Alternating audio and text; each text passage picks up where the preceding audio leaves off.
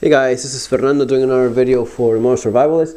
In this case, the topic is, should you leave USA? Should you relocate somewhere else? I did a video recently just about this, but the person I was replying to requested that I bring it down. So basically saying pretty much the same things as I did in that video. It is a question that I do get often in this last few years actually, and actually since I first started writing about survival and preparedness, people have been asking me about places to go to, people telling me they want to get out of US. I will admit that recently it is a more recurrent question. More and more people are asking about it.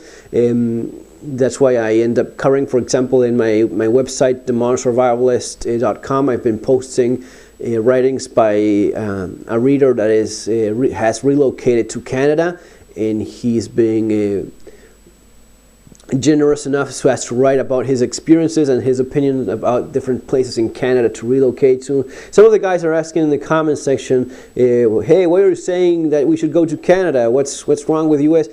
There's really nothing wrong with US, and I'm certainly not telling people to go to Canada. I do, however, like offering that kind of information for, if someone wants to relocate to Canada from US or other places. Canada is a great place to live in, and I think it's a valid option. I admit that we are all different, and we all want and desire different things. While I wouldn't leave myself, if I was living in US, I wouldn't leave myself to any other country. Now, I understand that people are different, they want different things, and in some cases you can actually make a good point about if someone comes and tells you, I believe Switzerland is better for living there because it has a better life quality, it's safer, you still have guns, it has a great education system, good healthcare, and it's freaking Switzerland, yes, that's the best country for me. And you can actually kind of have a debate about it. You can present that opinion, and you can present another one where you say, well, Switzerland is great, but it has these and these disadvantages and such. It all comes down to whatever it is that you want and what are your own personal needs and desires. Having said that, I think that the phrase "there's no place like home" is especially true for people that come from US. You will definitely not find anywhere else similar to the US. It's a pretty unique country in certain ways. You will not find that appreciation for personal freedoms and liberty, and you will find places that will have a First Amendment or something similar to it, the right of free speech. Now, you will not find a Second Amendment anywhere else. You will not find a Second Amendment stating the right of people to keep and bear arms, for example. And it's not just about guns. It's about an entire mentality that it's pretty unique to the American people. So you will have that going against you. Wherever it is that you go, you're always going to be missing home. Again, what I said before, people are different. Some guys that I know, some Americans feel perfectly at home in places like India or Thailand, where I wouldn't go myself for holidays, let alone relocate to a place like that. Now, great guys, but they have this appreciation for, I don't know, the mystical things or such, which I don't. So we are all different, and one of those ways is in which we are different as well. Besides that, in general, it is very, very hard to leave your country behind, especially more so for Americans because of what I just said, being so peculiar as a country, so unique. But for anyone, no matter where you are, leaving your country is going to be hard. I did it myself recently. I can assure you it's not easy. It's certainly not for everyone. You will always miss the place you come from. You will always miss the country you were born in, your culture, the people like yourself, your people. It's part of who you are. The way you connect and interact with others is something that you will not find anywhere else. Eventually, someday, one day, when you leave and you have your kids, and your kids get married, and you have your grandkids born in this new country and such, You will be, you know, a grandpa and grandma, and these kids and grandkids of yours will be more like locals and such. But you, no, you will always be a foreigner wherever it is you are. And it's not going to be easy. My grandmother, she's 88 years old. She left Spain when she was 20 something, and she still misses her home. Right? She still misses her home in spite of all those years having gone by, all the family brought up in another country. It is always going to be. A person told me just before leaving Argentina, she said, it's where you buried your dead. It sounds kind of grim, but it is true. It's where your friends, family, dear ones are buried, and you're always leaving a little piece of you there. So it's actually almost a physical thing going on there. It's definitely not for everyone. Leaving your country behind is not for everyone, especially so when, you know, you're going to be leaving it maybe for good because of whatever reasons. It's kind of like what I did. I left knowing that I wouldn't be coming back anytime soon. You know, depending very much on how things turn out in Argentina, maybe never again. It's not an easy feeling. In general, when people talk about being expatriates, they move somewhere else and they go back and forth and such. But when you leave that way, it's going to be even harder. It's definitely not for everyone. You have to be a kind of person that's more rugged, more stronger emotionally speaking, because you're going to be losing your social and safety net, and your friends, the family, the people that support you whenever you need something, whenever you have to talk with someone, you're going to be leaving all that behind. So definitely not for everyone. Be absolutely certain that you're doing the right thing. When I left Argentina, I was absolutely certain that that was what I had to do. It was too dangerous. Things had been going bad for a long time, and it had reached the point, especially after the re-election, it had reached a point in which, you know, I think I've talked about this before sometimes. When things start going wrong, historically speaking, I'm a big fan of history as a way of learning from future events. I think that you can learn a lot from what has happened before. When you study that, you realize that there's moments in history in countries where first things start going bad, then you're kind of suggested to leave, then you're asked to leave, and then you cannot leave anymore. Then you have to stay. And this has happened before, for example, with, you know, very well-known case of Nazi Germany. First, the Jews were asked to leave. They were made to feel uncomfortable in their own country. And well, some people say, well, it's not going to be getting that bad and such. Well, it keeps getting bad and bad. And, you know, denial being a very powerful survival mechanism for your mind. Say, no, it's not going to be getting that bad. It's not going to be getting that bad until it reaches a point where they close the door. They say, well, now you cannot leave anymore. I felt that we were almost reaching that situation where after the re-election of the Argentine president, it was pretty clear that majority of people felt a certain way, and you were the problem now. You were the one that weren't playing along, that didn't feel like part of where things were heading. And as soon as they start talking about restricting foreign currencies and such, you know, that's the kind of thing where maybe they don't build a wall around the country and set guards on it, but financially it's pretty much something along those lines. If I don't let you turn whatever currency you have into something else who has to go abroad, turn your entire savings into something else who has to leave, then I'm not letting you leave anymore. Yeah, really, am I? So besides that, all the problem with crime. So it was all things that made me absolutely certain that we had to leave. Is that where you're standing right now in U.S.? It's probably not. You're probably not in that place. And it is true that the grass always seems greener on the other side of the hill. You know, you will think that wherever it is elsewhere other than in US, you're going to be better. You're not going to be better off in Costa Rica. You're not going to be better off in Central America and South America in general.